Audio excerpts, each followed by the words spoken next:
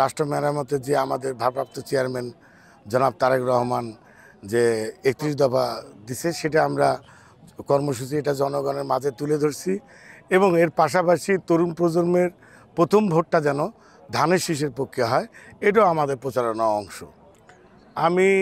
আমাকে যদি মনোনয়ন দেওয়া হয়, আমি এর আগেও বলছি যে আমার 1 নম্বর কাজটা থাকবে, সেটা হচ্ছে প্রত্যেকটা ইউনিয়নে এবং ওয়ার্ডে কারখানা স্থাপন করা।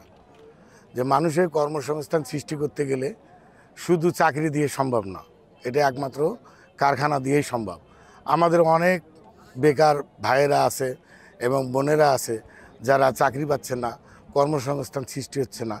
এটার কারণে আমার চাওয়া থাকবে 1 নম্বর, যেটা প্রত্যেকটা ওয়ার্ডে এবং ইউনিয়নে কারখানা স্থাপন করা এবং নতুন কর্মসংস্থান সৃষ্টি করা। 5 তারিখে আপনি যে বৈষম্য বিরোধী আন্দোলনটা হয়েছে, সেই আন্দোলনের নেতৃত্ব আমি দিছি এবং ছাত্রদের সঙ্গে সমন্বয় করছি এবং সকল দলের সঙ্গে সমন্বয় করছি এবং বৈষম্য বিরোধী যে ব্যানারটা ছিল সেটাও আমাদের হাতে তৈরি করা ব্যানার।